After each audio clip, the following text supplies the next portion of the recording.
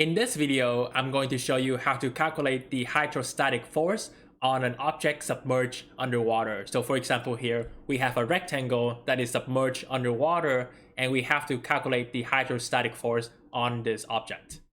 So first things first, we know that in this rectangle, the width is 2 feet, the height is 8 feet, and it's submerged underwater 3 feet. Let's begin by placing the x and y axis on this rectangle. So I placed the x-axis at the base of this rectangle, and you can see that the positive direction is to the right. And for the y-axis, I placed it in the middle of the object, and the positive direction is upwards. So this point is 8 because we know that the height is 8. So starting at here, at the center is 0, and here is going to be 8. The width is 2 feet, so the distance from here to here is 1, and the distance from here to here is also 1, so that's why this is -1 here. The idea behind calculating the hydrostatic force is that you calculate the force that this stripe of water is acting on the object, and then you calculate the force that this stripe is acting on the object, and then the force from this one, then this one. So you get the idea. We keep doing that until we reach the top, like this. And then we add all of those forces together, and that will give us the hydrostatic force. Here I draw this line to represent our stripe, and the distance from the center to this stripe is y. Now we also know that from here to here is 1, and from here to here the distance is also 1.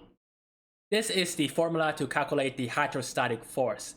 And as you can see, we have the integral from a to b of the density times the length times the depth and dy. So we want this function to be in terms of y. And I'm going to show you how to find these parameters. So first of all, if the length is in meters, then the density will be 9,800. It's just a number that you have to know, and the force will be in newtons. Whereas if the length is in feet, then the density will be 62.5 and the force will be in pounds. What is from A to B? Well, A is 0, and we want to calculate the force up until the very top, which is 8. What is the density? Well, as you can see, this problem is in feet, so the density will be 62.5. What is the length? Well, the length is the length of the stripe from here to here. And as mentioned before, it's going to be 2 because this stripe has the same length as the width, and therefore it's just 2. Last but not least, what is the depth? Well, what does depth mean? The depth means the distance from our stripe to the surface of the water. Now, we want to calculate this distance. So what is this distance? First of all, we know that the distance from here to here is going to be 11 because we have 8 plus 3, that's going to be 11. The goal is to calculate this distance. So that's going to be 11 minus this distance, which is y. 11 minus y, that's going to give you this. This integral is very easy to solve, so let me save you your time and just say that this is equal to 7,000. And what is the unit? Well, this problem is in feet, so the unit or the force is in pounds. So let's say pounds. And that is the answer to this question. In the next video, I will show you how to do the problem where the shape is a triangle. In this video, I'm going to show you how to calculate the hydrostatic force acting on an object submerged in the water. So for example, here we have an object or a vertical plate that is submerged in the water. It takes form as a triangle, and we know that the height is 5 feet, the width is 10 feet, and it's submerged 2 feet into the water. The first thing I'm going to do is put the x and the y axis onto this triangle. So as you can see, I put the x-axis on the base of the triangle, and the positive direction is to the right. For the y-axis, I put it on the side, and the positive direction is upwards. Also, because the width is 10 feet, this point is 0 at the center, and then this point is going to be 10. And since the height is 5, we know that this is going to be 5 here. To calculate the hydrostatic force, we have to calculate the force of this stripe acting on the triangle, and then we have to calculate the force of this stripe acting on a triangle, and then this one, and then this one.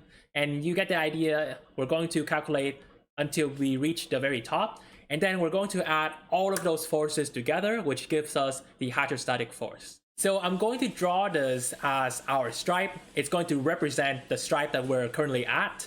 And the height from the center to this stripe, we're going to call it y.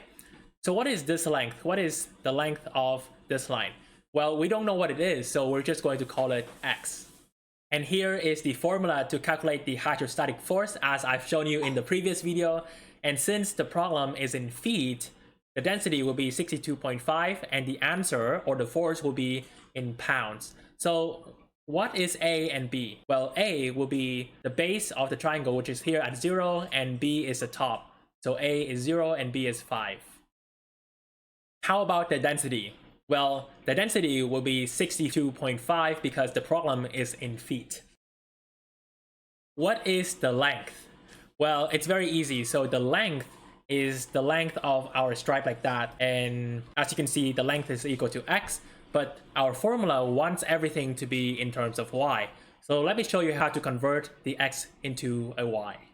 From this diagram, we know that this point is 0, 5, right? It's 0, 5. So we write it out. So we have 0, 5, and this point is 10, 0.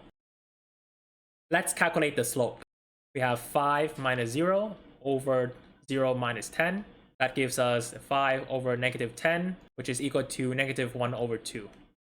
Using the slope formula, we have y is equal to negative 1 over 2x plus b. And we're going to substitute in one or these 2 points. So let's substitute in this one. Y is 5, x is 0, so negative 1 over 2 times 0 plus b. And therefore we have b is equal to 5. And the equation is y is equal to negative 1 over 2x plus 5. Let's solve for x. We have y minus 5 is equal to negative 1 over 2x. We multiply both sides by negative 1. We get negative y plus 5 is equal to 1 over 2x. Multiply both sides by 2. We get negative 2y plus 10 is equal to x. And so L, or the length, is just 10 minus 2y. We are almost done. How about the depth? Well, the depth is the distance from our stripe to the surface level of the water. So this distance here. We know that, let's use y, we know that this distance from here to here is going to be 7. It's going to be 7 because we have 5 plus 2, that's going to give us 7.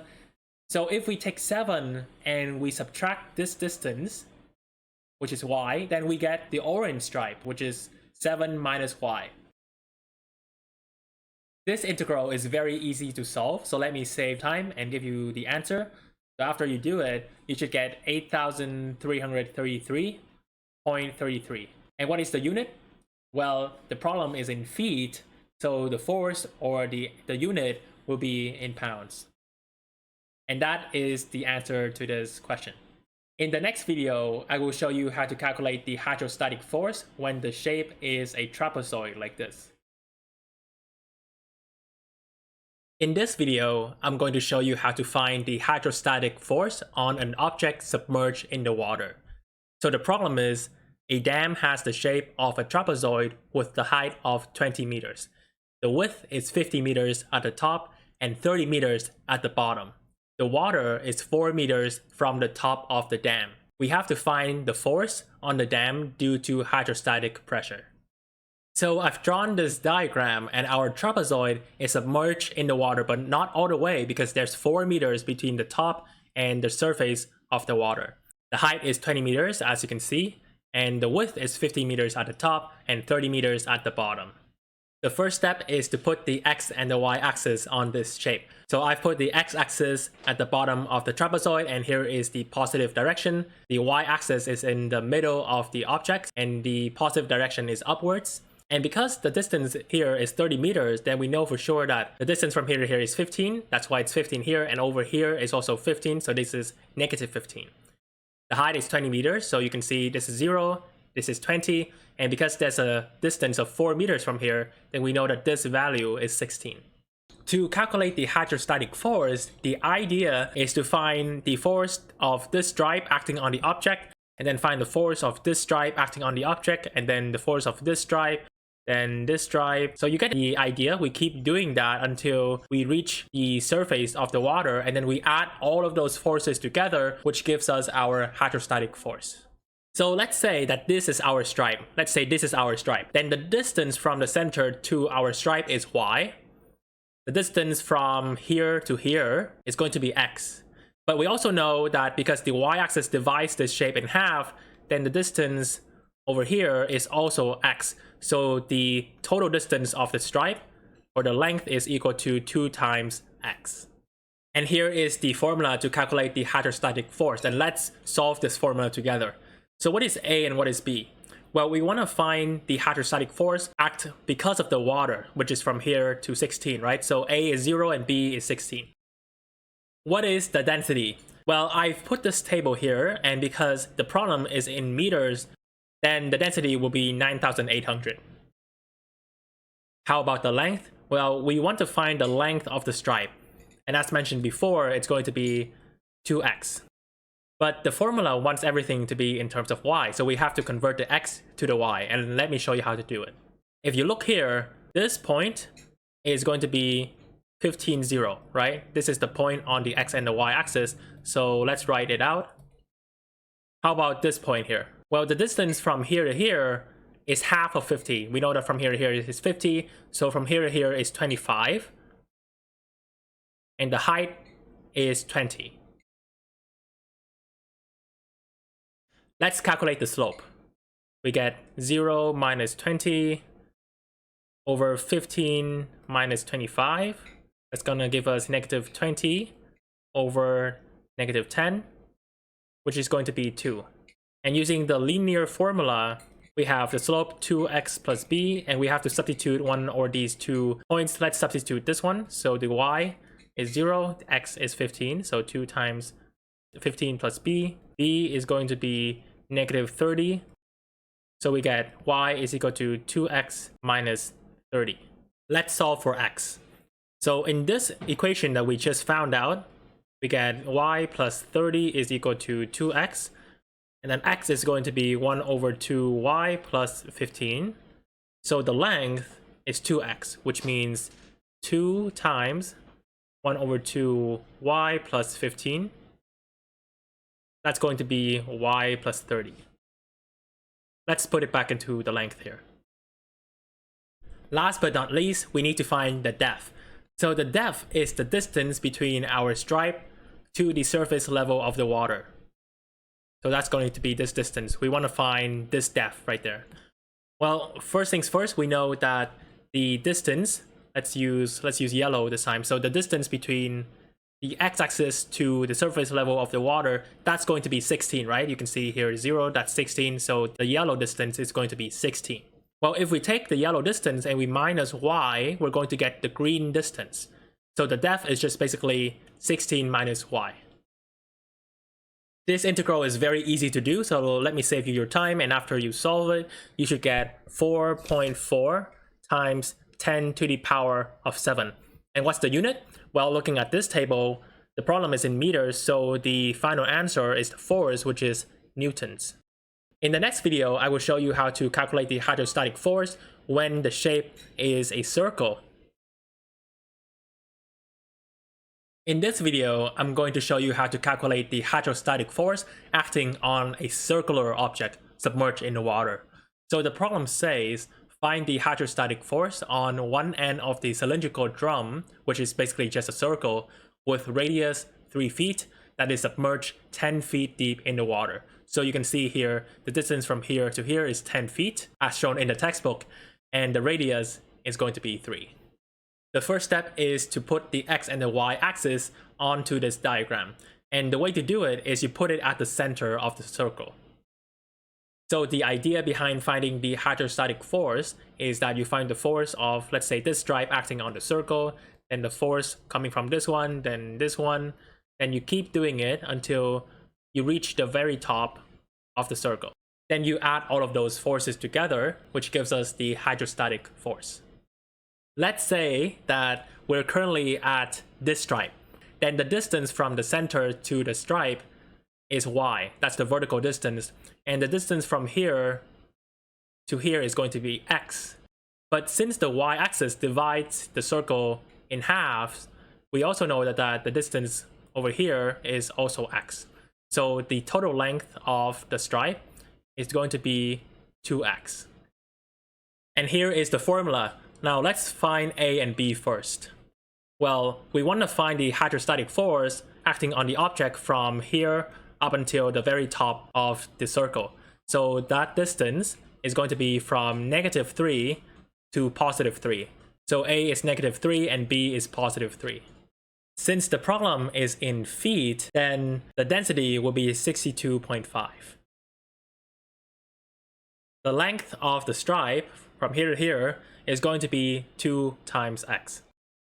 But we have to convert the x into the y because the formula wants everything to be in terms of y. And let me show you how to do it. Well, first of all, what is the formula for a circle? Well, if you remember, it's going to be x squared plus y squared is equal to the radius squared. And since the radius is 3, then 3 squared gives us 9. We simply solve for x, so we get x squared is equal to 9 minus y squared.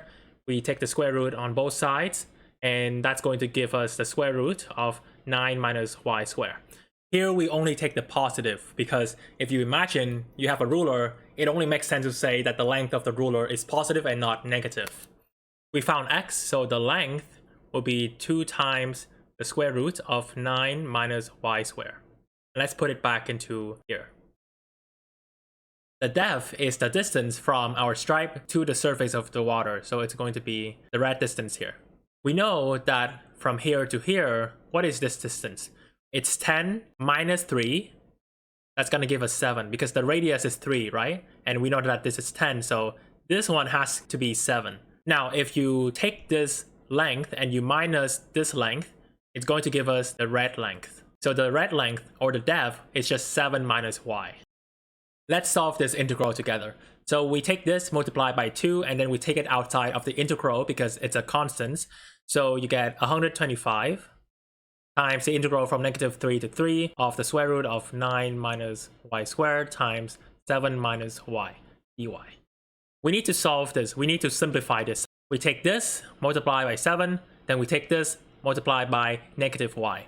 That's going to give us 7 times the square root of y minus y squared minus y times the square root of 9 minus y squared.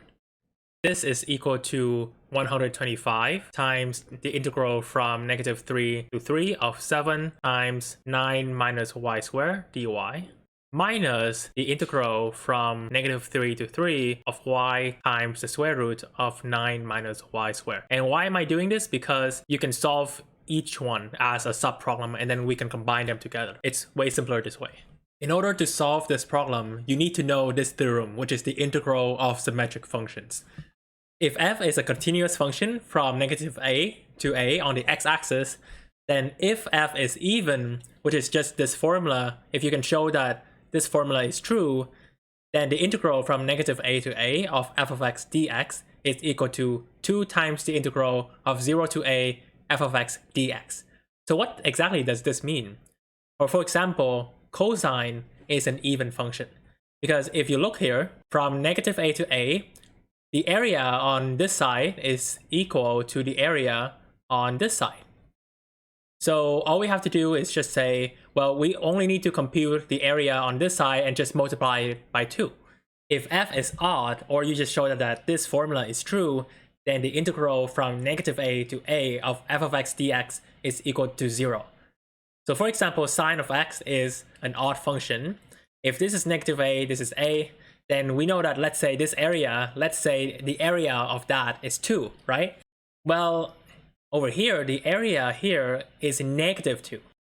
So if you compute the integral from -a to a, it's going to be 0. These two areas cancel out.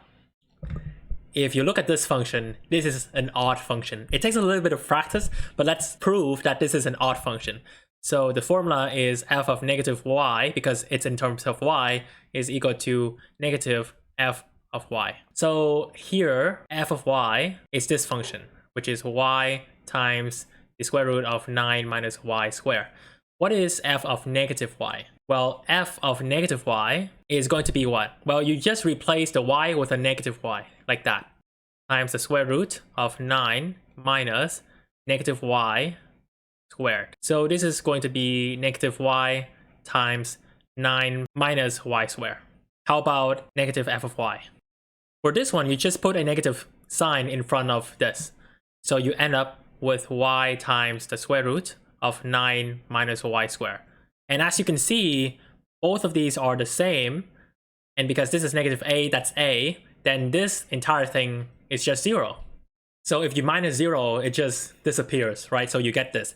Now, this is very easy to do. You just use trigonometry substitution. And let me just save you your time.